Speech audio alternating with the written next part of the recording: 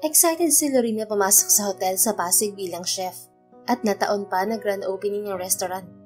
Pinalad siyang matanggap doon bilang pioneer chef. Siya ang napili na magpresenta ng menu ng international cuisine. Chef Lorene, punta ka na sa VIP dining room. Naroon ang CEO at mga investor. Naghihintay na sila. Sabi ni Mark, ang kitchen manager. Sige po, ready na ang menu. Lumabas si Lorene ng kusina at dala ang menu book kasama ang isa pang chef na lalaki. Pagdating naman sa VIP room ay napahinto si Lorene nang makita ang pamilyar na lalaking kasama sa round table. Ginupo agad siya ng kaba. Anong problema, Chef Lorene? Tanong ng kanyang kasama. Pwede bang ikaw na lang magpresenta ng menu? Pakiusap niya rito. Pero recipe mo ang nasa menu, Chef. Ikaw lang ang makakapag-explain yan. Magtatanong ang mga bisita tungkol sa pagkain. Baka mamaya mali pa ang masabi ko sa kanila. Napabugan ng hangin si Lorene. May katwiran ito. No choice kundi tumuloy siya. Kaya siya inatake ng kaba ay dahil kasama sa lamesa ng CEO si Lander Gilera, ang dati niyang asawa. Matagal-tagal na rin mula nang huli niya itong makita. Hindi nag-work ang marriage nila kaya nauwi sila sa annulment. Excuse me, sir. Pwede na po ba ako magpresenta ng menu? Tanong niya sa manager ng hotel na kasama ng grupo. Yes, you can start, chef. Sabi naman ni Joven, ang manager. Kinuha nito ang atensyon ng mga kasama. May I have your attention, please? Let me introduce the chef in charge of our Italian and international cuisine, Chef Lorene Rosales. She will introduce the menu we can offer to our guest. Nakunwari si Lorene na hindi napansin si Lander. Kabado siya dahil may dalawang foreigner na bisita, kaya obligado siyang magsalita sa wikang Ingles. Please proceed. Sabi naman ng lalaking Amerikano na matanda. Sinimulan na ni Lorene ang presentasyon at isa-isang pinakilala ang menu sa mga investor. You're gorgeous, chef. How do you learn to cook? Tanong ng ginang na isang American. Medyo personal ang tanong nito. My mother taught me how to cook when I was a kid. I also studied culinary arts and hotel and restaurant management. Aside from that, I once managed my late mother's restaurant in Makati. Impressive. Pumalakpak pa ang ginang. I want to try your signature dishes, Chef Lorene. Thank you, ma'am. Nasipat naman ni Lorene si Lander na tulala at nakatitig lang sa kanya. Attractive ito sa suot na abuhing tuxedo. May katabi itong magandang babae na pinalakpakan siya. I love Italian food. Can you serve me this one, please? Sabi ng babaeng katabi ni Lander. Itinuro ang napiling pagkain sa menu. May kasamang waiter si Lorene at ito ang naglista ng order ng mga bisita. Lahat na ng kasama sa lamesa ay nagsabi ng gustong pagkain, maliban kay Lander. What about you, Mr. CEO? Tanong ng hotel manager kay Lander. Nawindang si Lorene nang matuklasan na si Lander ang CEO ng hotel. Maraming business ang parents nito pero wala pa itong namana noon. Business management graduate si Lander at naging CEO rin ng isa sa resorts at travel agency ng pamilya nito. Later, I will check the actual food in the kitchen first. Sagot ni Lander sa manager. Nang matapos ang presentasyon ay bumalik sa kusina si Lorene. Nag-assist siya sa mga cook na under sa kanya. Ang mga ito ang nagluluto ng recipe niya na naibenta sa management. Double time guys! Kailangan maayos ang presentasyon ng pagkain at malinis. Pasigaw na sabi niya sa staff. Maingay sa kusina kaya kailangan lakasan ng boses. Tumulong na siya sa pagluluto. Maya-maya ay nilapitan siya ni Mark. Chef, saglit lang. Gusto kong makausap ng CEO. Sabi nito. Tumahip naman ng husto ang dibdib ni Lorene dahil sa kaba. Iniwan na niya sa cook ang trabaho at sumunod sa manager. May mini office ito roon sa kusina at doon sila nagtungo. Maiwan na kita rito. Nasa loob ang CEO. Ani Mark. Salamat, Mark. Humugot muna si Lorene ng malalim na hininga bago pumasok sa opisina. Tumindi pa ang kabog ng kanyang dibdib nang makita si Lander na nakaupo sa harap ng lamesa. Maupo ka, Lorene. Sabi nito. Nabaling ang tingin nito sa kanya. Humakbang naman siya palapit kay Lander at umupo sa silyang katapat nito. Anong nangyari sa business niyo? Kaagad ay tanong ni Lander. Naibenta ko ng properties namin, pati ang negosyo. Nagkaroon kasi ng colon cancer si Mama. Nailaan lahat ng pera sa pagpapagamot niya. Kaso namatay rin siya last month. Kwento niya. Napabuntong hininga si Lander. What about your father? Hiwalay na sila ni Mama 3 years ago. May pamilya na siyang iba sa Canada. Nagpadala lang siya ng konting pera at hindi na ako natulungang maisalba ang negosyo.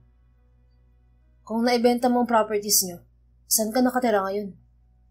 Napilitan siyang tumitig kay Lander. Umuupa ako ng isang kwarto sa bahay ng kaibigan ko rito sa Pasig. Napailing si Lander. I have a vacant condo unit. You can use it for free. Nagimbal si Lorraine ngunit hindi nagpatalo ang pride. Salamat pero hindi ko matatanggap yan. Mariing tanggi niya. Why not? Are you living with someone? I mean, your boyfriend or husband? Wala akong boyfriend. Pero hindi niya itinuloy ang sasabihin ng maisip ang kanyang anak. Hindi pa siya handang sabihin kay Lander na nabuntis siya bago sila naghiwalay. Okay na ako sa bago kong tirahan. Makakahanap din ako ng mas maluwag at solong apartment. Sabi niya. Ma-pride ka na rin ngayon ah. Hindi sa ganun, Lander. Gusto ko lang panindigan ng desisyon ko. Kahit papano nakakaahon na ako. Okay na tong natanggap ako sa company mo. Umiwas si Lori ng tingin dahil halos tunawin siya ng titig ni Lander. Lalo itong nag-mature. Bahagyang pumayat pero gwapo pa rin.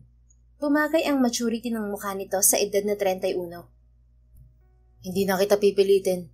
Pero in case nahirap ka na sa tirahan mo, kausapin mo lang ako. Hindi ka iba sa akin, Lorraine. We were once lovers, right? So please don't act like I'm a stranger to you. Sorry, nasanay lang ako sa bago kong buhay. Nasanay ka na wala ako sa buhay mo? Naibalik niya ang tingin kay Lander. Ayoko lang balikan ng hindi magandang nangyari noon. I understand, Lorraine. But how's your mental health? Okay na ako. May regular psychiatric therapy ako. Good. But please don't be shy. Ako pa rin to, Lorraine. Walang korupsyong napatitig sa mga mata ni Lander. Maya-maya ay bigla nitong pinisil ang kanyang ilong kaya napakislot siya. Napangiti ang lalaki. You look innocent. But honestly, I missed you, Lorraine. Natigilan siya nang wari luluha ang puso niya dahil sa lakas ng pagtibok nito. Napatayo siya bigla at nagpaalam na babalik na sa trabaho. Hindi naman siya pinigil ni Lander. Dahil sa hindi normal na tibok ng kanyang puso, nawawala rin sa wisyo ang isip ni Lorraine. Kamuntik na tuloy masunog ang niluluto niya sa kusina. Ingat, Chef Lorraine, sabi ni Mark sabay tawa. Lumiyab na kasi ang ibabaw ng kawali niya. Natawa na rin siya. Pasensya na, napalakas ang apoy. Anya. O baka distracted ka lang ng presensya ni Mr. CEO, Chef. Tuloy ni Mark. Hindi na-excite lang ako kasi nagustuhan ng mga investor ang menu ko. Kakaiba naman kasi ang recipe mo. Masarap at presentable pa. Kaso, pricey. Mahal kasing ingredients, Mark. Kung sa bagay nga, kaya aasa na lang ako sa tira-tira riyan sa kawali kahit sauce lang. Papahiran ko na lang ng tutong ng kanin yung kawali. Laman tiyan din yun. Natawa si Lorraine. Friendly si Mark. Bisexual kaya mabilis makasundo ni Lorraine. Ito ang kumausap sa kanya noong nag-apply siya at tumulong para makapasa siya sa job interview. Hayaan mo, magtitira ako ng sauce ng steak mamaya para sa'yo. Biro rin niya dito. Humalakhak si Mark. Gusto ko yan, pero samahan mo naman ng kahit konting laman. Oo ba? Sabay pa silang tumawa. 8 oras lang ang duty ni Lorraine sa restaurant at napili niya ang umaga. Pagkatapos ng trabaho ay dumaan pa siya sa butika upang bilhan ng vitamins ang kanyang anak na lalaki. Pagdating ng bahay ay sinalubong siya ng kanyang anak na umiiyak. Mama, sinuntok ako ni Kaloy sa likod. Sumbong nito. Bakit? Binuhat na niya ito at niyakap. 4 na taon na si Yuji at madaldal na. Kasi nasira ko car niya. Bakit mo naman nasira? Hindi ko naman sadya Naupuan ko po. O siya, tahan na. Nagsorry ka na ba sa kanya? Tumango ang bata. Hayaan mo, bibili na lang si mama ng car mo para hindi ka nahihiram kay Kaloy. Nagliwanag bigla ang mukha ng bata sa sinabi niya. Wow, thank you mama. Sinalubong naman sila ni Rosa sa salas. Ito ang kaibigan ni Lorraine at nanay ng batang si Kaloy na kaedad din ng anak ni Lorraine. Nako, pasensya ka na Lorraine. Nag-away ang dalawang bata kanina eh. May pagkasutil din talaga ang anak ko. Ani Rosa. Ayos lang, Rosa. Ganyan naman ang mga bata. Away bati. Kumusta ang trabaho mo? Okay naman. Mababait ang katrabaho ko. Mabuti naman. Sige, papasok muna kami sa kwarto. Paalam niya sa kaibigan. Dalawang palapag ang bahay ni na Rosa, pero masikip dahil maraming gamit. May tindahan din sa harap. Sa ibabang kwarto ang inukupan ni Lorene. May isang linggo na sila roon, pero hirap pa rin siyang mag-adjust. 3 ang anak ni Rosa. 12 anyos na ang panganay na babae. Pareho sila ni Rosa na 28 anyos, pero nauna itong nag-asawa. Pagpasok ng kwarto ay binihisan ni Lorene si Yuji dahil basa ng pawis ang damit. Mama, kailan tayo uuwi ng bahay? Maya-maya ay tanong ni Yuji. Ginupo naman ng lungkot si Lorene. Hindi na kasi sila pwedeng umuwi ng bahay dahil naibayad na yun sa utang. Hindi na tayo uuwi ng bahay, anak. Pero huwag ka mag-alala. Lilipat tayo sa mas magandang bahay sa susunod. Aalis din tayo rito. Bakit po? Kasi masikip dito at magulo. Ayoko rin dito, Mama. Inaaway ako ni Kaloy.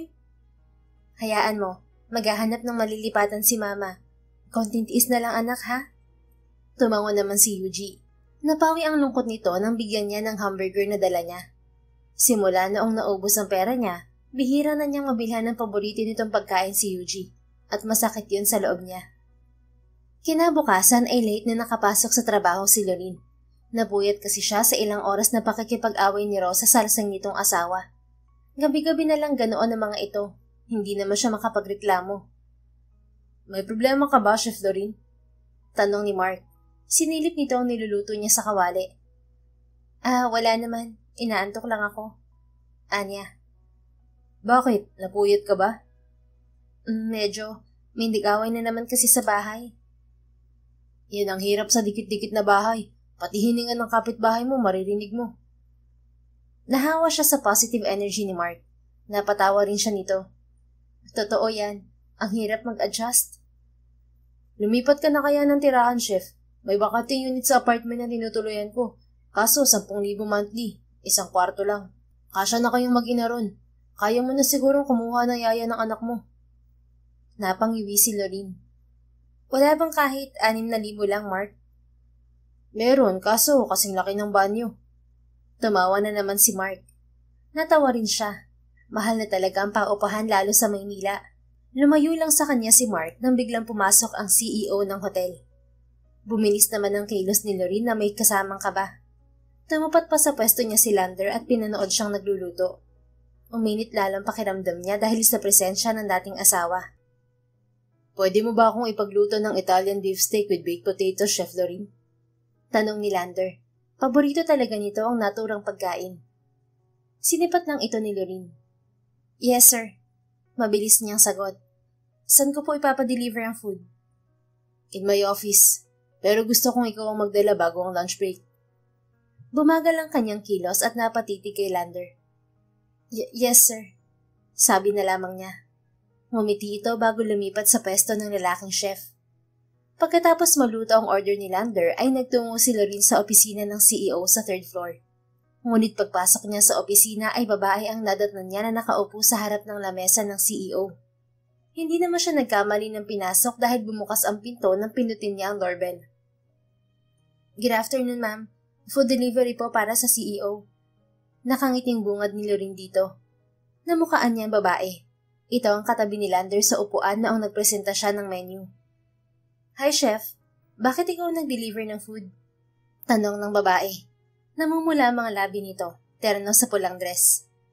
Busy po kasi lahat ng waiter. Maya-maya ay dumating si Lander. Narito ka pa pala, Monica. Akala ko pa may lakad ka before lunch. Sabi nito sa babae. Tumayo naman ang babae at lumapit kay Lander. After lunch na ako aalis. May hinihintay akong client para sa bagong real estate project ni Daddy.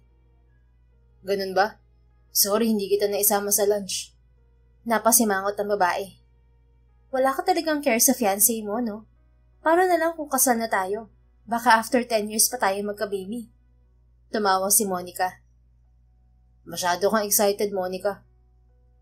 Umiwas ng tingin si Lorene sa magkasintahan. Inayos na niya ang pagkain sa lamesa ni Lander. Pero habang binabaliwala ang kaganapan sa paligid, bigla namang sumikdo ang kanyang puso. Bumigat ang kanyang pakiramdam. Aalis na ako. Naghihintay ng client ko sa restaurant. Enjoy your meal, darling. Paalam ni Monica kay Lander. Inasahan ni Lorraine na hahalikan ni Monica si Lander, pero tinapik lang nito ang pisngi ng binata. Siya naman ay nagpaalam kay Lander. Wait, Lorraine. Pigil ng lalaki. Bumalik naman siya sa tapat ng lamesa kung saan nakapwesto si Lander. May kailangan pa po ba kayo, sir? Magalang niyang tanong. I asked Mark about your situation. Sabi niya, naghahanap ka ng apartment na malilipatan. Bakit hindi mo nalang tanggapin ang offer ko na condo unit? Salamat pero okay na ako sa apartment. Nag-iipon pa ako para sa down payment. Fine. Pero sabi ni Mark, may anak ka raw. Natigilan si Lorraine at biglang ginupo ng kaba. Dapat ay ililihim niya ang kanyang anak, pero kasama yun sa job interview. Inusisa rin kasi ni Mark ang status niya sa buhay. Oo. Kasama kong anak ko. Napilitang tungon niya. Ilang taon na ang anak mo? 4 na taon na siya, lalaki. Ilang sandaling natahimik si Lander at diretso ang titig sa mga mata ni Lorraine. Wari inaapuyan naman ang katawan ni Lorraine, pero pinagpapawisan siya ng malamig. Hindi mahina ang utak ni Lander para maisahan niya. Gusto kong makita ang anak mo, Lorraine. Pagkuwan ay sabi ni Lander. Bakit? Wala sa loob niyang tanong. More than 4 years pa lang tayong hiwalay, Lorraine. Sabi mo wala kang boyfriend. O baka hindi ko alam. Kasal pa tayo, may karelasyon ka ng iba. Imposibleng napalitan mo kaagad ako ng ilang araw pagkatapos ng annulment natin.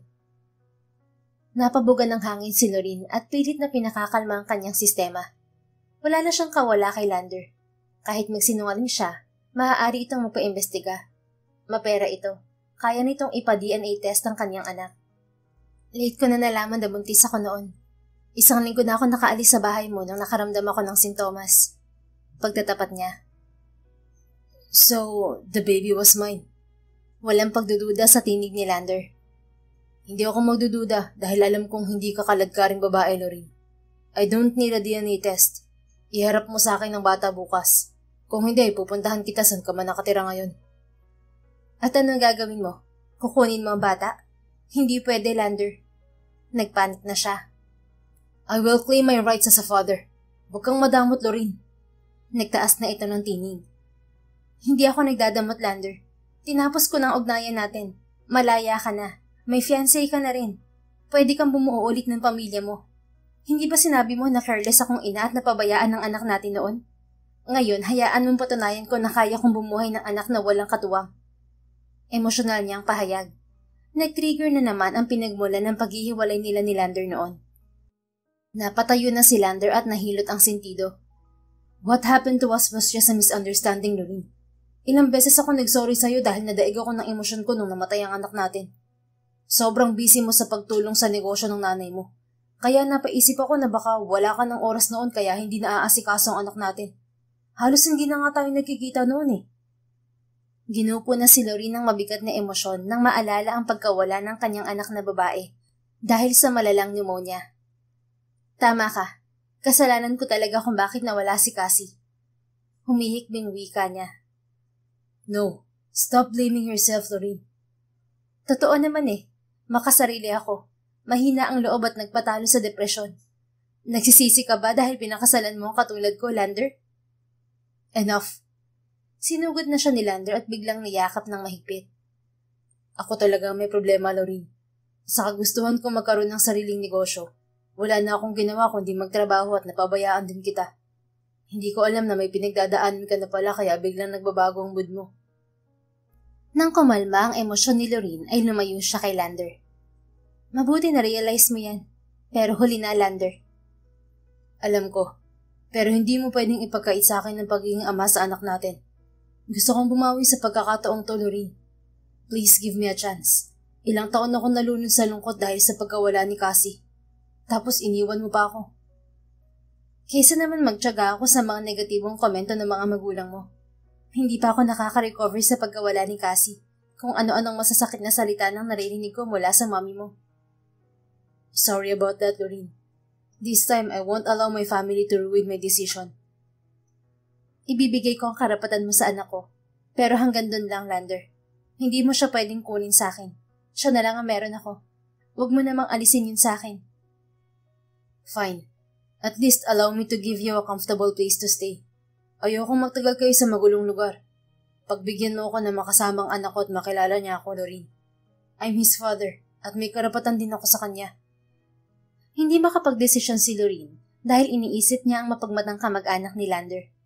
Kung patitirahin niya si Yuji sa bahay ni Lander, obligado siyang puntahan ng anak niya. Magkikita at magkikita sila ng mga magulang ni Lander. Hindi pwedeng titira ang anak ko sa bahay mo, Lander. Mapapalayo ako sa kanya. Mariing Anya. May bagong bili akong bahay dito sa Pasig. Malapit lang dito. Doon ko siya ititira. Pero hindi sanay si Yuji na malayo sa akin. Then live with us, Lorraine. Napamulagad si Lorraine sa pagkawindang. Ano? Ako na magpapasya, Lorraine. Habang sinasanay mo sa akin si Yuji, tumira ka rin sa bahay ko. Huwag ka mag-alala, walang ibang pumupunta sa bahay ko kahit mga magulang ko. Binili ko ang bahay na yun for my peace of mind. Ani Lander. Pero hindi pwedeng pasikreto kaming titira sa bahay mo. Hindi to sikreto. Malalaman din to ng parents ko pero hindi ko hahayaang makialam sila, Lorraine. Please, pumayag ka na. Pero, it's final, Lorraine. Bukas din nililipat kayo ng anak ko sa bahay ko. Nawala na nang sasabihin si Lorraine at nablangko ng kanyang isip. Naubos na ang oras niya sa opisina ni Lander. Huwag kang papasok bukas. Bigyan mo ko ng complete address at contact number mo para masundo ko kayo ng anak natin. Sabi pa ni Lander. Hindi na nakatanggi si Lorraine nang maisip ang stress niya sa bahay ni Rosa. Naaawa na rin siya kay Yuji na palaging inaaway ng ibang bata. Nahihiya na rin siya na pinapaalagaan ng libre kay Rosa si Yuji. Naisip din niya na mayaman naman si Lander. Habang nagtatrabaho siya ay siguradong may mga trusted kasambahay ito sa bahay na pwedeng pag-iwanan sa anak nila. Sige, ililista ko ang address at cellphone number. Anya, binigyan naman siya ni Lander ng papel at ballpen. I'll call you tomorrow morning, Lorraine. Tumango siya sabay abot ng nasulatang papel kay Lander. Babalik na ako sa trabaho, sir. Wait. Huminto naman siya at nilingon si Lander. Thanks for the food. Na-miss ko ang luto mo. Hinahanap-hanap ko palagi ang timpala mo sa steak. Nakangiting sabi ng CEO. Halata ang kislap sa mga mata. Hindi rin napigil ni Lorraine ang kanyang ngiti. Tinuruan na kita noong magluto Nakalimutan ko na eh. Simula nung umalis ka, hindi na ako ulit kumain ng beefsteak kahit luto pa ng pinakamagaling na chef sa mundo. Hindi ako naniniwala. Paborito mo ang steak? Yes, pero luto mo lang. Tipid siyang umiti. Huwag mo na akong bulahin. Mag-move on na tayo. Tumalikod na siya at nagpaalam sa dating asawa. Pagbalik ni Lorraine sa kusina ay hindi na maalis ang ngiti sa kanyang mga labi habang nagluluto. Hanggang ngayon naman ay may pagmamahal pa siya sa dating asawa, pero kailangan niya yung kalimutan dahil hindi yun maganda. Kinabukasan ng umaga ay nag-empake na ng gamit si Lorraine. Katatawag lang ni Lander at sinabing papunta na ito sa bahay ni Rosa. Nakausap na rin niya ang kaibigan na lilipat na silang mag-ina. Lorraine, dumating na ex-husband mo. Siya ba yung may kotseng SUV na puti? Nakalimutan ko na ang mukha ni Lander eh. May suot pa siyang sunglasses. Natatarantang sabi ni Rosa. Siya na siguro yan. Papasukin mo. Anya. Sige. Muling lumabas si Rosa. Minadali naman niya ang pagsasalansan ng mga damit sa maleta. Nagkalat pa ang laruan ni Yuji. Maya-maya ay bumalik si Rosa kasama na si Lander. Nakasuot pa ito ng black suit. Are you ready, Lorraine? Tanong ni Lander. Hindi pa, pero pwede mo nang hakutin tong ibang bag. Iiwan ko na lang ang malalaking gamit dito kay Rosa. Kinuha naman ni Lander ang dalawang malalaking bag na puno ng gamit ni Yuji. Tinulungan naman ni Rosa si Lorraine sa pagliligpit ng ibang gamit. Teka, okay na ba talaga kayo ng ex-husband mo, Lorraine? O sisa nito? Hindi, gusto lang niyang makasama si Yuji para masanay sa kanya. Pati ikaw, titira sa bahay niya? Pansamantala lang naman. Once nasanay na si Yuji kay Lander, pwede na ako lumipat at ipapasyal ko na lang si Yuji kay Lander. Kapag hindi ako pumayag na samahan si Yuji, Alam mong kayang gawin ni Lander ang lahat, makuha lang ang karapatan niya sa anak namin. Pero malinaw naman sa kanya na pansamantala lang ang pagtuloy namin sa kanya. Ang hirap naman ng sitwasyon mo. May asawa na bang bago si Lander? Wala pa, pero malapit na siyang ikasal. Ouch, sayang naman. Maya-maya ay bumalik na si Lander at hinanap si Yuji. Hindi pa nito nakikita ng personal si Yuji dahil isinama ng panganay ni Rosa sa convenience store. Sinabi lang niya ang pangalan ng bata. Kahit papaano ay apelyido ni Lander ang pinagamit niya kay Yuji, kaya natuwa ang lalaki. Where's Yuji? Atat na tanong ni Lander. Pauwi na raw sila, sabi ng anak ko. Sabat ni Rosa. Hindi na mapakali si Lander. Nagmamadali ito at pati basura ay naipasok sa bag na maliit. Pigil ang tawa ni Lorene at Rosa dahil maging lumang panty ni Lorene ay nahakot ni Lander. Pangunos lang naman niya yun sa laruan ni Yuji. Nakakaaliw naman ng ex-husband mo, Lorene. Tagaktak na ang pawis niya. Punasan mo naman. Sayang ang forma niya. Nakasut pa naman. Tudyong bulong ni Rosa. Nasiko niya sa tagiliran ng kaibigan. Hayaan mo siya. Ginusto niya to. Nang mahakot na lahat ng gamit ay lumabas na ng kwarto si Lorene. Nagtipon sila sa salas at doon sa sofa umupo. Naghintay sila sa mga bata. Nariyan na ang mga bata, ani Rosa. Lumapit na ito sa pintuan at binuksan. Napatayo naman si Lander at nauna na sa pintuan. Excited pa si Lorene sa pagtatagpo ng mag-ama. Kaso, ibang bata ang niyakap ni Lander, hindi si Yuji. Emosyonal pa ito habang nakaluhod at yakap si Kaloy, ang anak ni Rosa. Ay, mali! Anak ko yung yakap mo, Lander! Sigaw ni Rosa na natatawa. Naudlot ang momentum ni Lander at napatayo bigla. Nilingalinga sa paligid. Then, where's my son? Tanong nitong namumula ang tenga. Halata rin kay Kaloy ang pagtataka. Samantalang si Lorene ay halos hindi makakilos dahil nangihina ang kanyang mga tuhod kakapigil ng tawa. Nilapitan na niya si Lander at inalalayan dahil baka anak na ng kapitbahay ang mayakap nito dahil sa labis na excitement. Nasa labas pa si Yuji, Lander, sabi ni Lorene. Lumabas din si Lander kaya sinundan ni Lorene. Maraming bata sa labas. Halos kaedaran ni Yuji. Napahilot sa sentido niya si Lorene dahil ang anak niya hindi na makilala. Namutakti ng natunaw na chocolate ice cream ang bibig nito. Meron pa sa pisngi. Ayan si Yuji, kumain pala ng ice cream. Sabi niya sabay turo kay Yuji na palapit sa kanila. Are you sure? Nag-aalangan pang tanong ni Lander. Oo, siya na yan, pero kaasapin ko muna siya. Nilapitan ni Lorene ang bata nang umiti pa. May chocolate na sumiksik sa ngipin nito. Mama, kain ako madaming ice cream. Yummy! Eksaheradong kwento ni Yuji. Oo, kaso mamaya uubuhin ka na niyan. Binuhat na niya ito at inilapit kay Lander na tulala. Gusto ko rin ng malalaking candy, Mama. Hirit pa ni Yuji. Tama na munang matatamis. Kain ka ng gulay mamaya, ha? Opo, Mama. Nilinis muna ni Lorene ang mukha ni Yuji para mas malinaw kay Lander ang mukha nito. Wala namang duda dahil magkamukha ang mag-ama kahit pamadungis ito. Hindi pa nakakausap ng maayos ni Lorene si Yuji ay kinuha na ito ni Lander at biglang niyakap. Nagulat tuloy ang bata at umiyak. Daddy mo yan, anak, sabi niya sa bata. Mabilis na lumipat sa kanya si Yuji pero tumigil sa pag-iyak. Hi Yuji, pasensya na na-excite lang ako. Please don't be afraid. I'm your daddy. Ani Lander. Siya po daddy ko, Mama? Tanong naman ng bata na tila naniniguro sa ina. Oo, bumalik na siya mula sa malayo, anak. Ano gagawin niya, Mama? Uuwi na tayo sa bahay ni Daddy. Saan po bahay niya?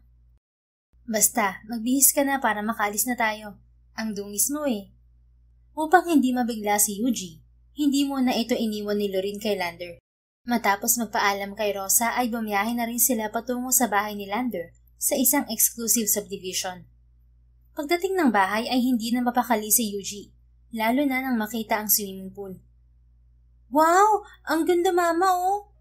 Sabi nito habang nakaturo sa swimming pool. Oo, kaso malalim. Hindi ko pwedeng maligo mag-isa dyan. Samahan mo po ako, ha? Sige, pero hindi muna ngayon. Mag-aayos pa tayo ng gamit. Dito po ba bahay ni Daddy, Mama? Oo, at dito muna tayo titira. Nag-aakot pa ng gamit si Lander kaya tumambay muna sa hardin ang mag-ina. Nahihiyang pumasok ng bahay si Lorraine, lalo't wala pang sinasabi si Lander. Ang ganda ng bahay nito. Malinis, malaki, may second floor. Pasok na kayo, Lorraine, sabi ni Lander. Pumasok naman silang mag-ina. Nagtatatakbo na sa malawak na lobby si Yuji. Mama, ang ganda!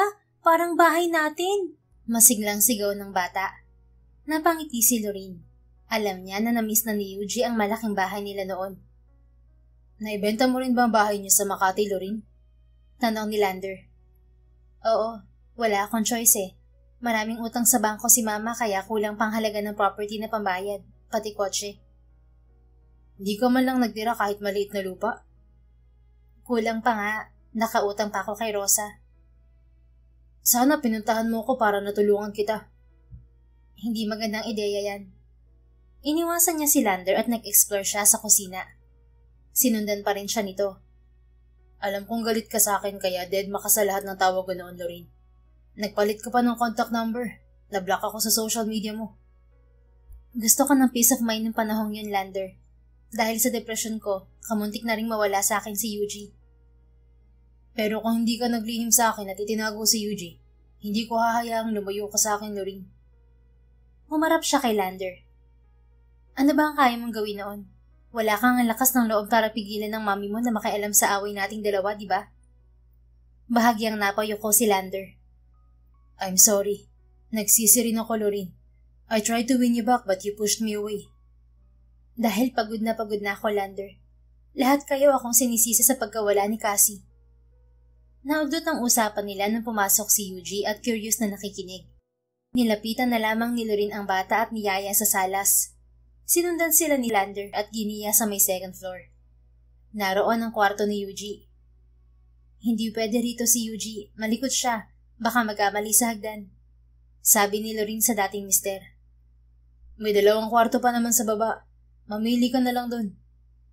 Hindi pa sanay si Yuji matulog mag-isa. Sasamahan ko siya. He can sleep with me too. Saka na, hindi pa siya komportable sa'yo, Lander. Give me more time to spend with Yuji, Lorraine. Huwag ka mag-alala. Mapapalapit din siya sa'yo. Kaya nga kami narito, di ba? Ayaw pa rin dumikit ni Yuji kay Lander, kaya kinausap na ito ni Lorraine. Itinatak niya sa isip ng bata na totoong daddy nito si Lander. Lumapit naman ito kay Lander at nakipag-usap. 1 linggo pa ang lumipas. Kahit papaano ay napapalapit na rin si Yuji kay Lander. Kumuha pa ng yaya si Lander para may kasama ang bata kapag nasa trabaho sila. Wala ka pang day off, Lorraine? Sabi ni Lander nang magpa-deliver ito ng pagkain sa opisina. Next month pa ako magkakaroon ng day off. Sumabay ka sa off ko para pwede nating maipasyal si Yuji na magkasama. Tuwid siyang nakatayo sa harapan ni Lander. Hindi pwede. Nabibigyan na ng mali siya ng ibang empleyado ang madalas mong pag-request ng pagkain sa akin. May problema ka ba ron? Napabugan ng hangin si Lorraine. Paano hindi magkakaproblema? Engaged ka na, Lander. Ang fiancé mo pag-alagala rito sa hotel. Napahilot sa sentido si Lander. Hindi pa settle ang kasal namin ni Monica. Medyo magulo pang sitwasyon. Wala akong pakialam sa sitwasyon niyo. Okay na sa akin na sa bahay lang tayo nag-uusap. Pero ang pagtira namin ni Yuji sa bahay mo ay pansamantala lang. Baka makalimutan mo. Give me more time to think, Lorraine. Para saan? I'll tell you soon. Napailing siya sa baybira ng talikod sa lalaki. Last na to. Hindi na ako magdadala ng pagkain mo rito, Lander. Wala namang kibo si Lander kaya umalis na si Lorraine. Kinagabihan pag uwi ni Lorraine ng bahay, ay nadatnan niya sa salas ang kanyang mag-ama na naglalaro. Kitang-kita sa mukha ng kanyang anak ang saya. Ganoon din si Lander. You're late, Lorraine. Sabi ni Lander nang mapansin siya. Nag-overtime ako dahil dumagsa ang customer sa shifting hour ng staff. Sinalubong na siya ni Yuji at niyakap sa mga hita. Mama, may bago akong toys, bili ni Daddy. Balita nito. Talaga? Maganda ba? Opo, laro kami ni Daddy. Maglaro lang kayo, magbibihis lang si Mama. Sige po. Tumakbo pabalik kay Lander si Yuji. Pumasok naman ng kwarto si Lorraine. Nagulat siya nang mapansin ang mga larawang nakakabit sa dingding. Naroon ang lumang family picture nila ni Lander kasama ang yumao nilang anak na babae. Maging ang wedding picture nila ay naroon din. Mabilisan siyang nagpalit ng damit at kaagad ding lumabas ng kwarto. Lander, pwede ka bang makausap sandali? Tawag niya sa atensyon ng dating asawa. Tumayo naman si Lander at lumapit sa kanya.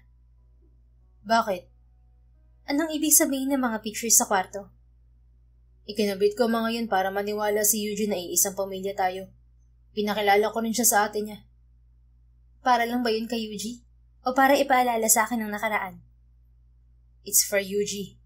Sorry kung apektado ka. Alam kong masakit pero kailangan nating bumawi kay Yuji. We can both heal the pain while living together with Yuji. But it's complicated, Lander. Huwag mong isipin ang sitwasyon ko, Lorraine. Ang totoo, hindi pa ako nakarecover sa pagkawala ng anak natin. Kaya ibinubuhos ko ang oras ko sa trabaho para malibang. Please, pagbigyan mo ko na maramdamang buo ulit ang pamilya natin. Waray may malamyos na hanging humipo sa puso ni Lorraine at umiral din ng awa kay Lander. Sige, para sa paghilom ng sugat, pagbibigyan kita. Pero hindi to panghabang buhay, Lander. I know. Thank you, Lorraine. Natigilan siya nang yakapin siya ni Lander. Bigla na lamang kasi naghurumentado ang kanyang puso. Humiwalay lang sa kanya si Lander nang tawagin ito ni Yuji. Pumasok na sa kusina si Lorraine at tumulong sa pagluluto. Pasensya ka na, Ate Mila. Hindi ka dapat nagluluto. Nag-overtime kasi ako sa hotel kanina kaya natagalan. Sabi niya sa yaya ni Yuji. Ayos lang, Lorraine. Hindi naman ako napagod sa pagbabantay kay Yuji. Kamusta naman po si Yuji? Sobrang kulit po ba? Hindi naman. Napakasipag nga ng batang yun eh. Pagkatapos niya maglaro, siya rin ang nagliligpit ng mga laruan niya. Minsan nagwawali siya sa salas. Ginagaya niya ang ginagawa ko. Ang talinong bata. Mabilis maka-adapt ng mga bagay-bagay. Sinanay ko rin po kasi si Yuji na maging masinop. Mabuti ka pa na disiplina ng maayos ang anak mo kahit busy ka. Sa dami ng batang naalagaan ko, si Yuji lang ang sobrang magalang sa matatanda. Hindi siya bastos kung sumagot.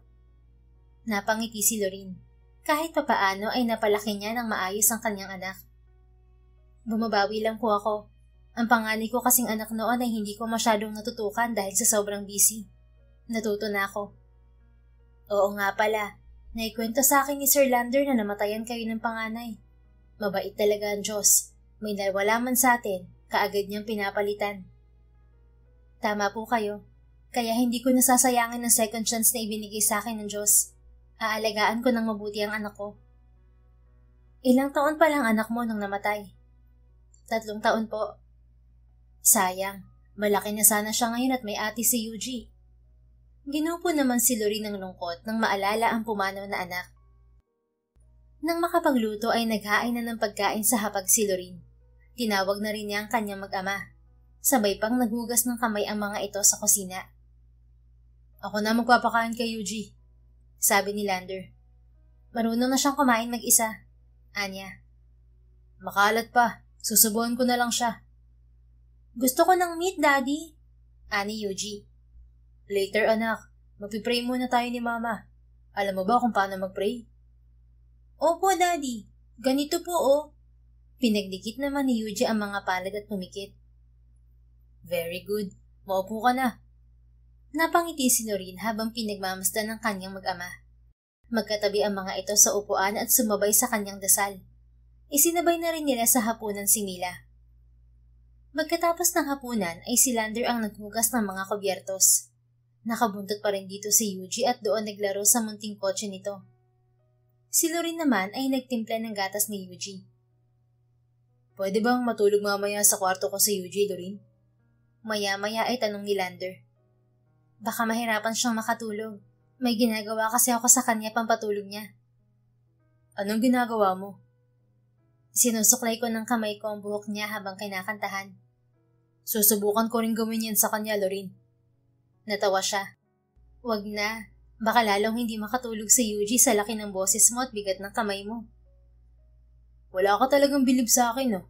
Napatulog nga kita habang sinusuklay rin ng kamay ang buhok mo noon eh.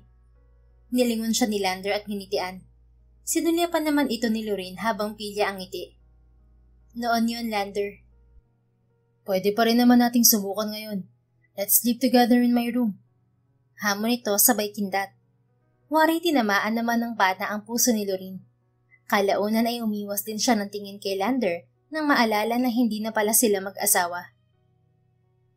Patutulugin ko muna si Yuji sa kwarto. Ilipat mo na lang siya mamaya sa kwarto mo. Sabi niya sa lalaki. No problem. Halika na anak. Maghugas ka na dahil matutulog na. Paanyaya ni Lorraine sa anak. Opo, mama. Sumunod naman sa kanya ang bata. Matapos mapatulog ni Lorraine si Yuji ay binuhat na ito ni Lander at inilipat sa kwarto nito. Mag-isa siyang natulog sa kwarto. Pagsapit naman ng madaling araw ay nabulahaw silang lahat sa malakas na iyak ni Yuji. Tumakbo si Lorraine patungong second floor at kinalampag ang pinto ng kwarto ni Lander. Binuksan naman agad dito ni Lander. Anong nangyari? Natatarantang tanong ni Lorraine dito. Karga na ni Lander si Yuji pero umiiyak pa rin. Bigla na lang siyang bumangon at umiyak. Nananaginip siguro ng masama. Ayaw nang tumigil ni Yuji sa pag-iyak, kaya kinuha ito ni Lorraine at hinele. Tahan na anak, narito na si mama. Huwag kang aalis, mama. Humihikbing wika ng bata. Hindi aalis si mama, narito lang ako sa tabi mo, okay? Tumigil din sa pag-iyak ang bata.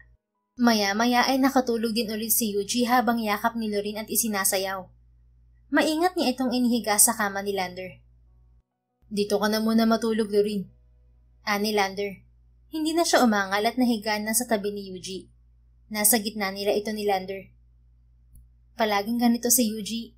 Nagigising ng alanganing oras at umiiyak. Kaya hindi siya pwedeng matulog na mag-isa lalo't wala ako. Paano siya masasanay sa akin yan? Pwede naman siyang masanay kahit hindi mo siya kasamang matulog. Mas maganda kung palagi ko siyang katabi at mapatahan ko kung iiyak. Ikaw pa rin ang hinahanap niya eh. Huwag ka magmadali, Lander. Hindi instant ang pagbuhas sa loob ng bata.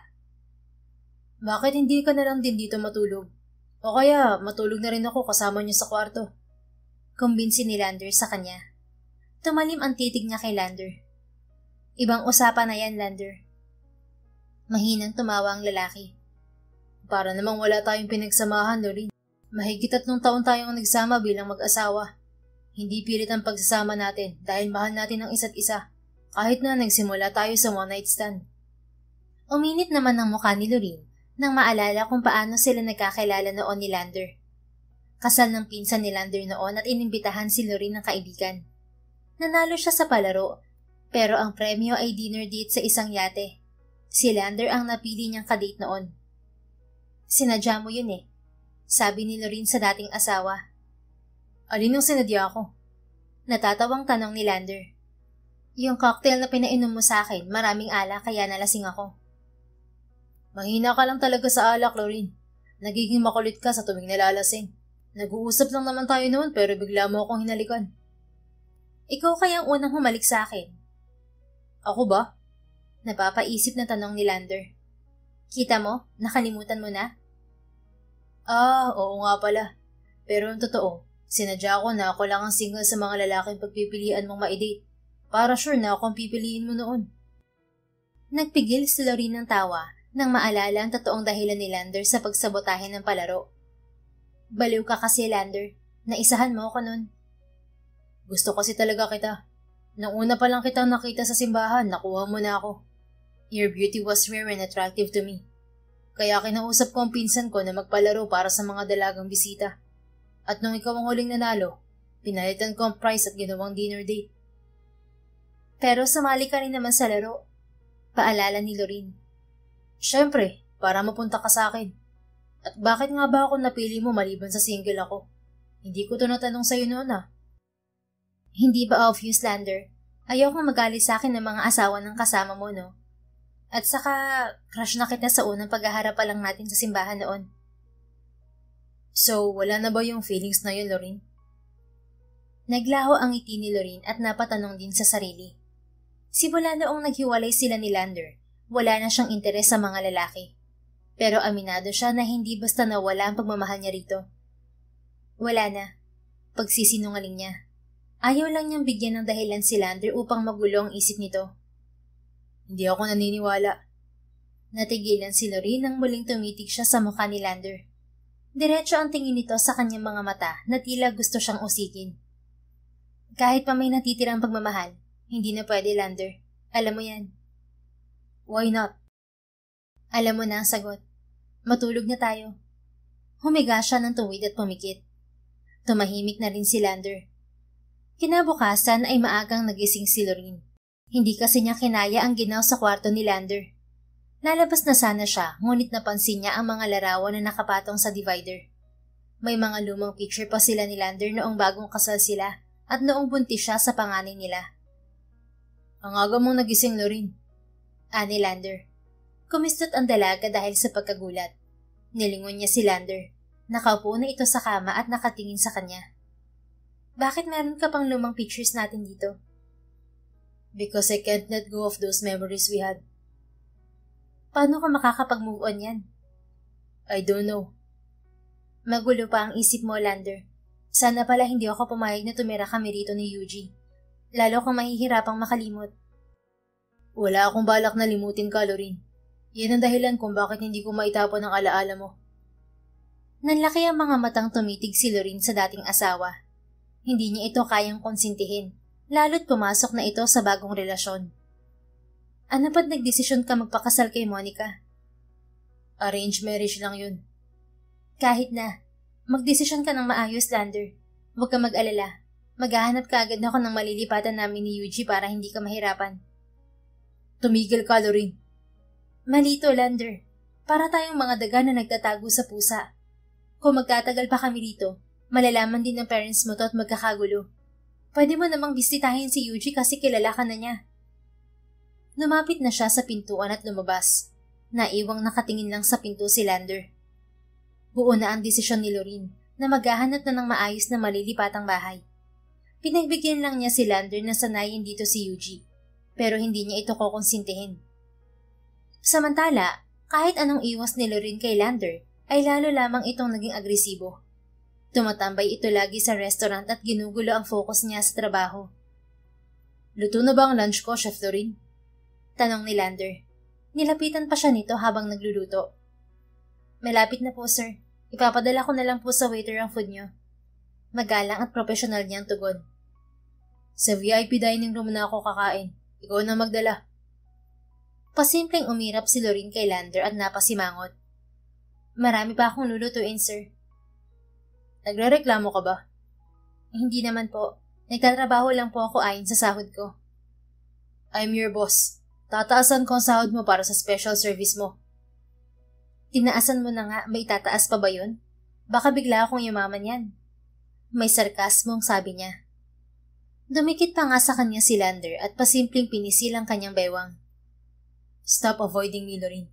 Naiinis ako. Bulong nito. Pumigsi naman siya at lumayo kay Lander.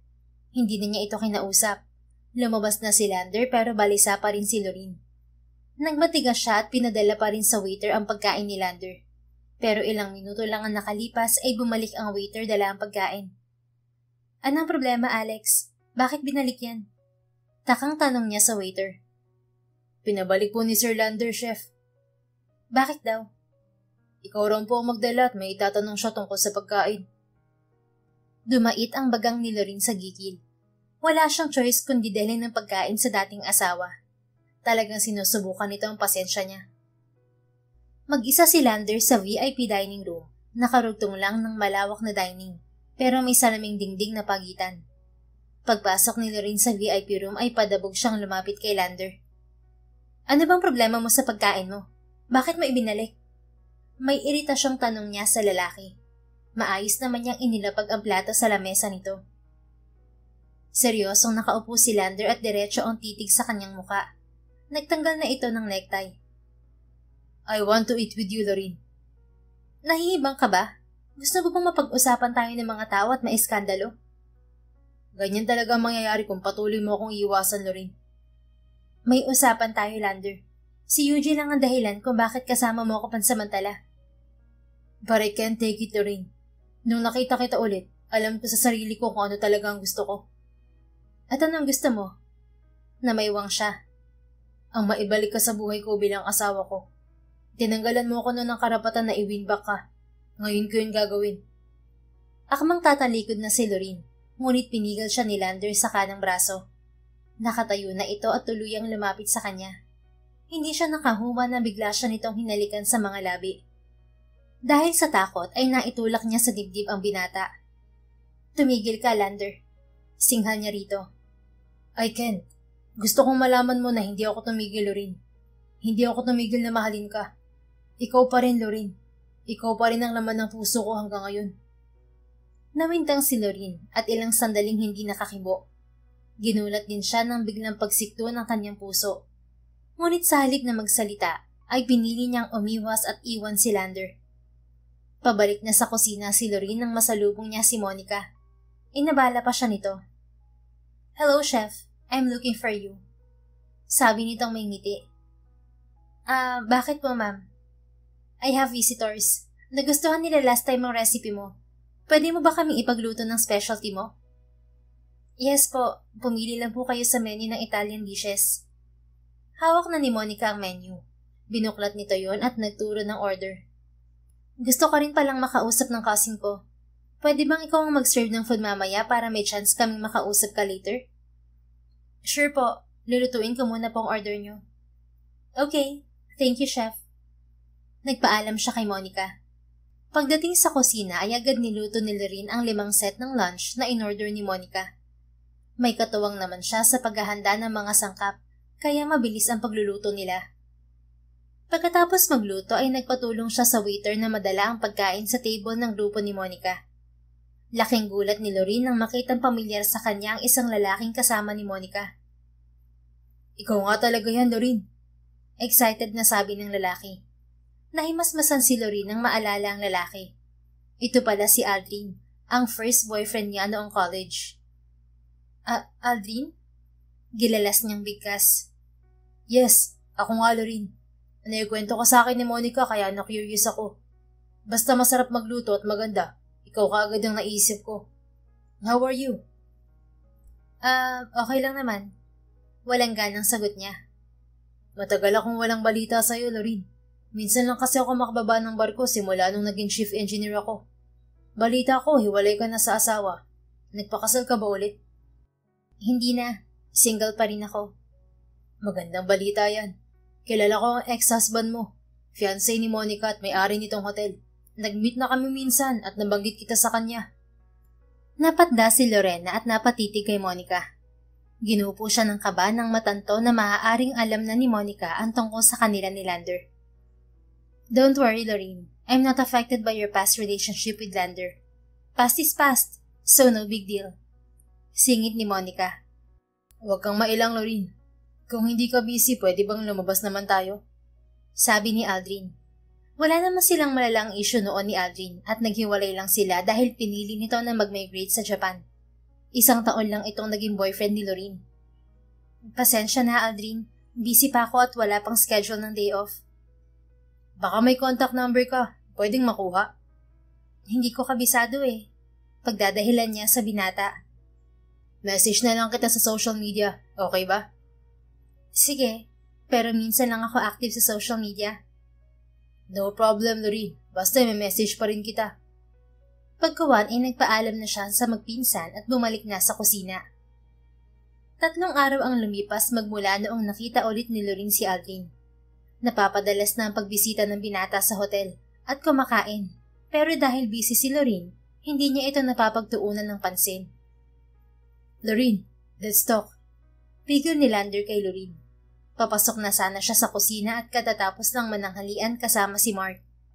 Ilang araw ring hindi niya nakakausap ng maayos si Lander kahit sa bahay. Kailangan ko nang bumalik sa trabaho, Lander. Mahinang sabi niya. Stop entertaining, Aldrin. Napatitig siya sa mukha ni Lander.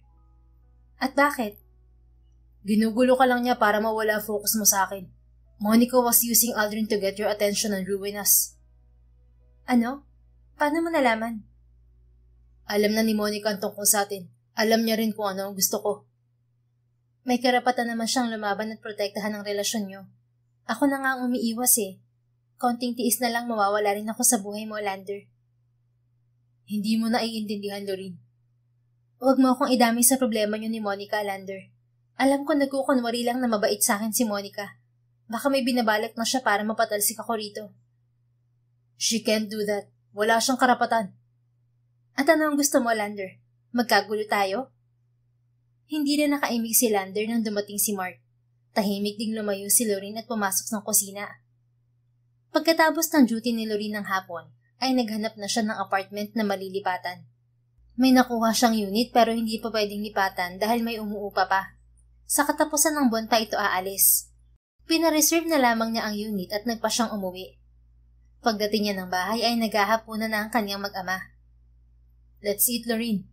Paanyaya ni Lander. Mama, dami kong nakain na gulay. Look, oh! Pagyayabang naman ni Yuji. Pinakita pa nito ang plato na marami pang broccoli at carrots. Very good, anak. Kain ka pa ng maraming gulay. Tinabihan na niya sa silya ang bata at nagsali na rin ng pagkain sa plato. Bakit ginabi ka na? Ang aga mong umalis sa hotel, ah. Usisa ni Lander. May pinuntahan pa kasi ako. Tugon niya sa malamig na tining. Nakipag-date ka kay Aldrin? Sinipat niya si Lander. Wala pa akong pinabigyan sa lahat ng imbitasyon ni Aldrin. Siyang pumupunta sa restaurant at kumakain. Wala rin akong oras para intindihin siya. Kung ganun, saan ka pa galing? Naghanap ng apartment. Napako ang titig ni Lander kay Lorraine. Huwag ka magmadali, Lorraine. Kawawa ang bata kung palipat-lipat kayo ng tirahan. Pwede naman ikaw na lang ang bumisita kay Yuji. Once ikinasal ka na, hindi na pwede si Yuji rito. Magkakaroon ka rin ng anak at hindi papayag ang asawa mo na may iniintindi kang iba. Hindi yan mangyayari, Lorraine. Ano ba? Siya naman ay napatitig kay Lander. Hindi niya mahulaan ang iniisip nito. Kumain na lamang siya. Linggo ng gabi ay gabi na nakauwi ng bahay si Lorraine. May catering kasi sila sa hotel para sa kasal. Magpasok niya ng bahay ay sinalubong siya ni Lander. I told you to go home early. Bungad nito. Nag-extend ako ng duty dahil natambakan kami ng lulutuin sa restaurant. May catering kasi kaya nahati ang staff. Hindi ka ba informed? Ikaw ang CEO ng hotel mo, di ba? Baka naghanap ka na naman ng malilipatang apartment. Imbes ay sabi ni Lander. May nahanap na ako pero sa katapusan pa pwedeng lipatan. Nilagpasan niya si Lander pero sinundan siya nito. Pansin niya na namumungay ang mga mata nito. Lasing ka ba, Lander? Hindi. Uminom lang ako ng konting cocktail kanina sa hotel. Hindi ka pwedeng tumabi kay Yuji na lasing. Hindi ako lasing, Lorraine. Tumuloy na sa kwarto si Lorraine, ngunit wala roon si Yuji. Nagulat siya nang pumasok din si Lander at ito ang nagsara ng pinto. Nasaan si Yuji? Balisang tanong niya. Nakatulog siya sa kwarto ni Ate Mila. Mamaya ako na siya ililipat. Magbabanyo lang ako. Paalam niya sa lalaki. Sinadya ni Lorraine na magtagal sa loob ng banyo. Naligo pa siya. Inaasahan niya na nakaalis na si Lander. Ngunit paglabas niya ng banyo, ay nakaabang pala sa labas si Lander. Nakatayo lang ito sa gilid ng pintuan. Bakit narito ka pa? Matulog ka na. Ako na ang kukuha kay Yuji. Sabi niya. I can't sleep, Lorraine. Alisin mo kasi ang bumabagabag sa isip mo. Iiwasan sana niya ang dating asawa, ngunit pinigil siya nito sa kanang braso. Nang harapin niya ito, ay walang abog nitong siniil ng halik ang kanyang mga labi. Hindi nakapalag si Lorraine nang gupuin ng mainit na sensasyon ang kanyang buong sistema. Dahil sa pangahas na halik ni Lander, nawala sa wisyo si Lorraine at napatugon sa halik ng binata. Dahilan kaya nauwi sila sa maalab na pagniniing. Kinabukasan ay halos ayaw magpakita ni Lorraine kay Lander dahil sa nangyari noong gabi. Maaga siyang pumasok sa trabaho upang maiwasan ang dating asawa. Pero pinuntahan pa rin siya nito sa kusina ng restaurant ng tanghali. Anong problema, Lorraine? Bakit para akong nakakita ng multo? Tanong ni Lander, pero nakangiti. Binilisan pa niya ang paghiwa ng gulay para umingay. Paabot na parsley, please. Utos niya sa kanyang assistant. Tumalima naman ang lalaking assistant. Dahan-dahan, baka masugatan ka. Sita naman ni Lander. Nakatayo lang ito sa kanyang harapan. Talagang masusugatan ako kung patuloy mo akong kakausapin, Lander. Calm down, please. Bumilis pa nga ang paghiwa niya ng carrots at nasobrahan na sa pino. Maya-maya ay natamaan na ng talim ng kutsilyo ang kanyang daliri at biglang dumugo. I told you, ang tigas talaga ng ulo mo. Natatarantang sabi ni Lander. Sapilitan na nitong pinigan si Lorraine at kinuha ang kutsilyo sa kamay. Let's go to my office. Nawala na siya sa wisyo at napasunod kay Lander habang hawak nito ang kaliwang kamay niya. Binalot pa nito ng panyo ang nasugatan niyang daliri. Sa klinik na ako pupunta. Anya sa lalaki. No, doon tayo sa office ko. We need to talk. Sumakay na sila ng elevator. Pagdating sa opisina ni Lander ay pinaupo siya nito sa sofa. Nagbutos ito ng staff at kumuha ng first aid kit sa klinik. Mabilis naman dumating ang lalaking inutusan ni Lander. Kaya ko na to, Lander. Anya, siya nang naglinis ng kanyang sugat at nilagyan ng band-aid. Tinabihan siya ni Lander sa sofa. I'm sorry about last night, Lorraine. I lost control. Nilamon din ng guilt si Lorraine dahil natukso siya at nagparaya. Pero ang problema niya ay ang bugso ng kanyang damdamin. Hindi na niya ito mapigil. Tuluyan na nga bumalik ang pagmamahal niya kay Lander. Mali yun, Lander. Hindi na dapat yun nangyari. We can't blame each other. Ramdam ko na mahal mo pa rin ako, Lorraine. Tumayo na siya. Babalik na ako sa trabaho. Salamat sa first aid. Hindi pwede. Magpahinga ka muna. Uuwi tayo after lunch. Nangako ako kay Eugene na ipapasyal ko siya sa beach mamaya. Nagpa-reserve na ako ng room sa isang resort sa Batangas. At dapat kasama ka. Napamulagad si Lorraine. Ano? Bakit ka nagdedesisyon na hindi kinokonsulta sa akin? May karapatan ako magdesisyon para sa anak ko, Lorraine. Hindi ka ba naaawa kay Eugene? Gustong mag-explore ng bata. Hindi pwedeng nakakulong lang siya sa bahay. Ipinapasyal ko si Yuji kapag walang trabaho, Lander. Mas maganda kung magkasama tayong tatlo. Hindi sapat ang isang buwan lang na pagtira ni Yuji sa poder ko. Anong gusto mo? Isang taon? Hindi. Gusto kong makasama si Yuji buong buhay ko. Pati ikaw. Puro ka lang naman salita, Lander. Tumalikod na siya at nagtungo sa pintuan. Kunin mo ang gamit mo. Hihintayin kita sa parking lot, sa kotse. Tumayo na si Lander. Napakamot ng ulo si Lorraine. Kung magmamatigas pa siya ay lalo lang silang magka-eskandalo. Alam niyang hindi siya titigilan ni Lander. Pinagbigyan ni Lorraine si Lander sa gusto nito.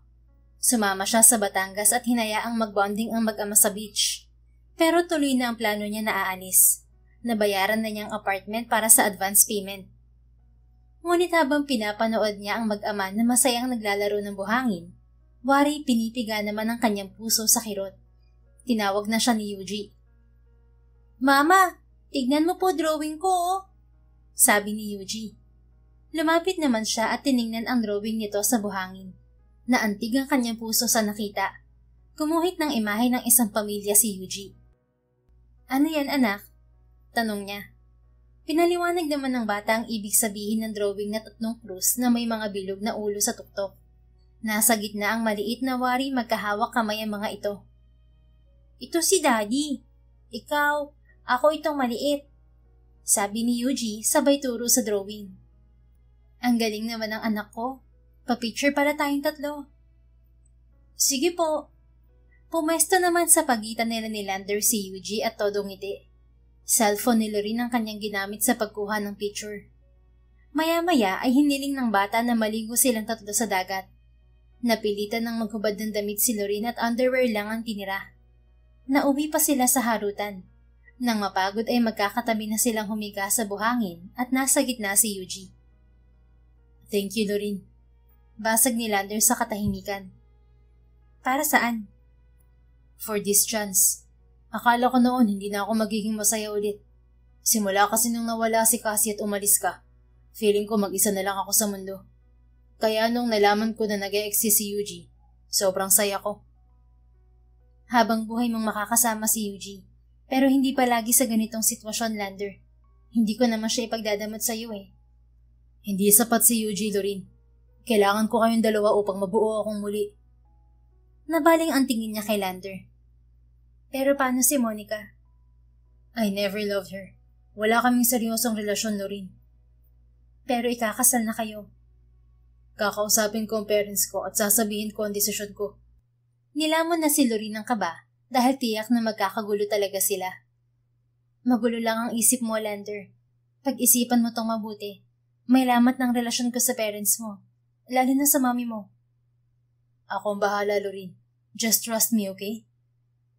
Lalo lamang ginupo ng kaba si Lorene. Pagkaraan ng 2 araw na pamamasyal sa Batangas ay bumalik din sa trabaho si Lorene. Late na siyang nakapag-lunch dahil sa dami ng trabaho sa restaurant.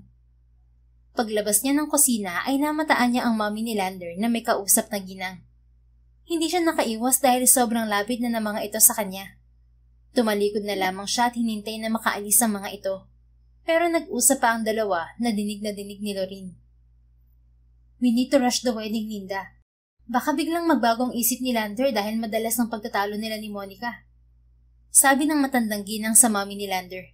Malinaw na ito ang ina ni Monica. Pasensya na. Busy ako sa negosyo kaya hindi ko nakakausap ng maayos si Lander. Baka may problema siya na hindi sinasabi sa akin. Ani Linda. Magpapahanda ako ng dinner bukas sa bahay. Sana makapunta si Lander. Kailangan nating mag-usap lahat. Inaalala ko si Monica. Nabanggit niya na umiiwas na sa kanya si Lander. I'll talk to Lander. Pupuntahan ko siya sa office.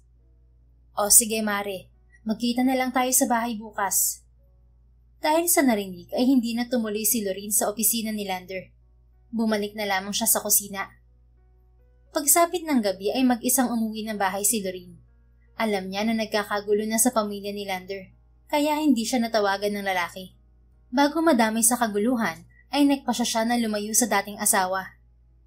Pagdating ng bahay ay mabilisan siyang nag-impake ng gamit. Saan kayo pupunta, Lorene? Tanong ni Mila nang salubungin siya sa salas. Aalis na kami, Ate Mila. Pasensya na, nagmamadali ako. Alam ba to ni Sir Lander? Hindi na niya sinagot ang ginang. Isang maleta at malaking handbag ang dala niya habang karga si Eugene na tulog. Iniwan na niya ang ibang gamit nila. Pero bago umalis ay nag-iwan siya ng sulat sa kwarto para mabasa ni Lander. Nagtaksi na sila patungo sa bahay ni Rosa.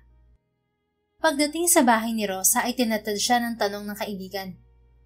Bakit umalis ka agad kayo sa bahay ni Lander, Lorene? Nag-away ba kayo? Hindi. Kailangan ko lang talagang umalis bago magkagulo. Pasensya na, Rosa. Biglaan ang pagpunta ko rito. Sa Sabado pa pwedeng malipatan ng nakuha kong apartment. Paliwanag niya. Okay lang. Teka, nalaman na ba ng parents ni Lander yung pagtira niyo sa bahay niya? Malamang alam na nila. Ayokong hintayin na magkagulo pa ng tuluyan. At least nakasama na ni Lander si Yuji at nakilala. Okay na yun. Karga pa rin ni Lorene si Yuji at tulog na tulog. Wala itong kamalay-malay sa nangyayari. Sige na, magpahinga ka na.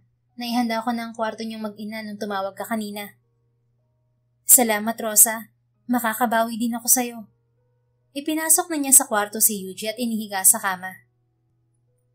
Samantala, may gigil ang pagpunit ni Lander sa sulat na iniwan ni Lorene sa kwarto. Hindi niya matanggap ang biglaang desisyon nito sa pag-alis. Binulabog niya si Mila sa kusina. Anong oras umalis si Lorene, Ate Mila? Tanong niya sa ginang. Kanina lang po pagkatapos ng hapunan. Nagmamadali siya kaya hindi ko nakausap ng maayos. Sinabi ba niya kung saan siya pupunta? Hindi eh. Sige po, salamat. Aalis sana siya upang hanapin si Lorene, ngunit biglang dumating ang kanyang ina. Katatapos lang nila nitong magtalo kanina sa opisina dahil sa pag-cancel niya sa kasal nila ni Monica. Kaya palang tahimik mo, Lander. May tinatago ka palang sikreto. At bakit umiiwas ka sa akin, ha? Mangiyak-ngiyak na wika ni Linda. Kung sasabihin ko ba sa inyo ang sikreto ko, tatanggapin niyo ba, Mami? Alam ko na. Binalikan mo si Lorene. Sinabi sa akin ni Monica kanina ang dahilan ng pag-urong mo sa kasal. It's not just about Lorene, Mom. Buntis siya nung umalis sa bahay. What? Nanlaki ang mga mata ng ginang, hindi makapaniwala. Wala siyang tampo sa kanyang ina dahil alam niya na concerned pa rin ito kay Lorene. Nadala lang din ito ng emosyon noong namatay ang apo nito. Yes, Mom. May anak kami ni Lorene, pero inilihim niya sa akin. Kung hindi ko pa siya naging empleyado sa hotel, hindi ko malalaman. Tama ang hinala niyo noon na baka buntis si Lorene kaya mabilis nagbabago ang mood niya. Hindi lang yun dahil sa postpartum depression. Diyos ko, kasalanan ko rin to dahil napagsalitaan ko ng masasama noon si Lorene. Pero nasaan na sila ngayon ng anak mo?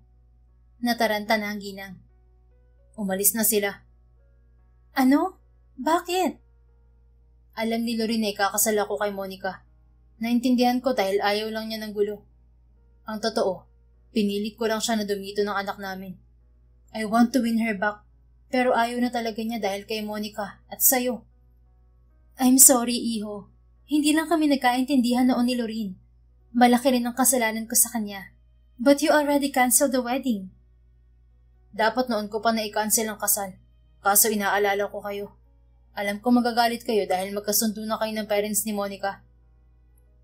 Oo, pero kung hindi ka naman masaya, anong silbi ng kasal? Kaya ako pinutos ang kasundo ang kasal sa parents ni Monica dahil nagbabaka sakali ako na makapag-move on ka na. At saka gusto mo ng investment mula sa ibang tao, kaya sinuportahan kita. Napansin ko rin na naging malapit ka na kay Monica. Monica and I were just friends, Mom. Nagkasundo lang kami para sa kasal dahil sa business. Dahil akala ko, magiging masaya rin ako once lumago ang negosyo ko. Pero gusto ka ni Monica. Yes, but she didn't pursue it. Alam niya na mahal ko pa rin si Lorene. Nakausap ko na siya at opisyal na pinutol ang anumang nag-uugnay sa amin. Kinausap ko na rin kanina ang parents niya at handa akong ibalik ang investment nila sa negosyo ko kung yun ang hihilingin nila. Maya-maya ay napaluha na ang ginang at yumakap sa binata. Forgive me, son.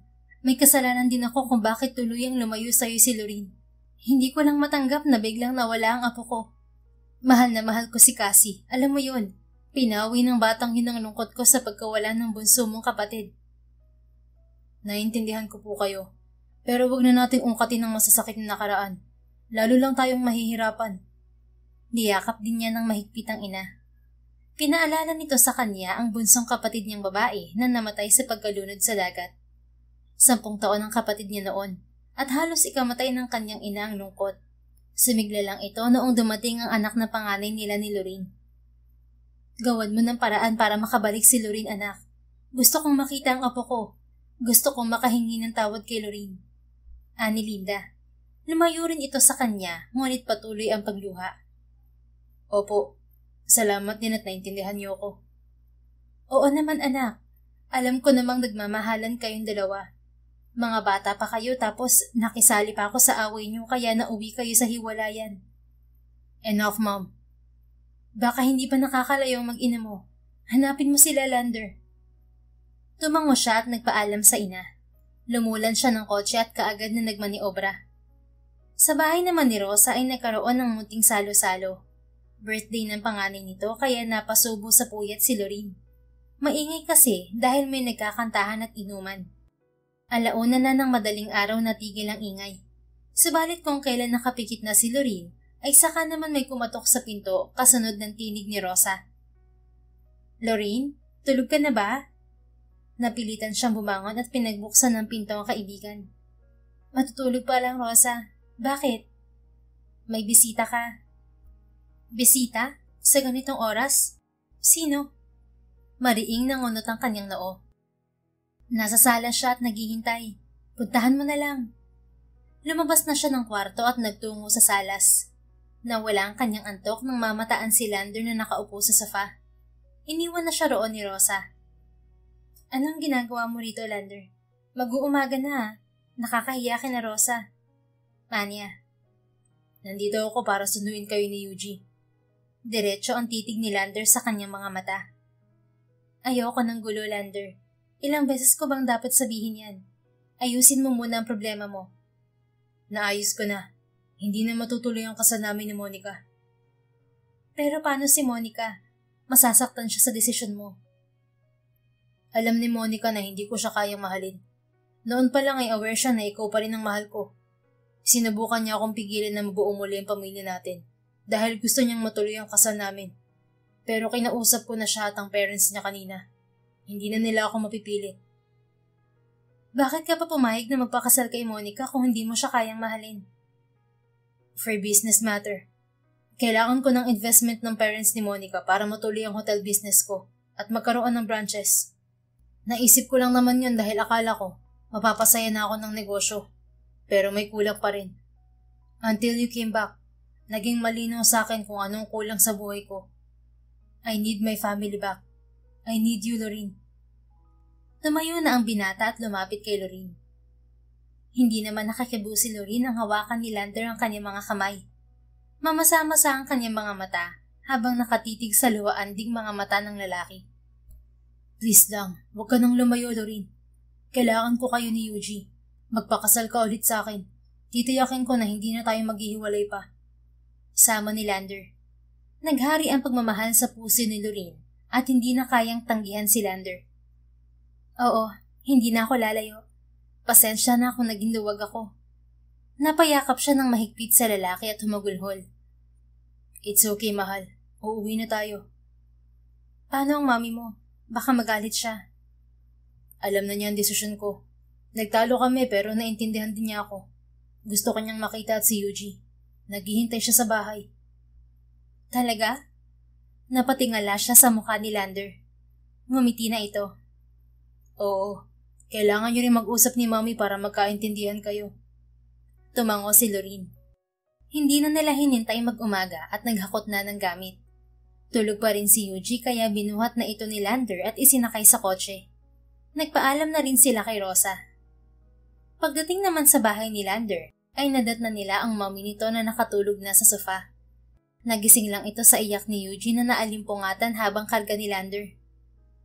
Lorene, ikaw na ba yan? Naalimpungatan ding tanong ng ginang. Napatayo na ito. Opo, mami. Pasensya na po sa abala. Mangiyak-ngiyak niyang sabi.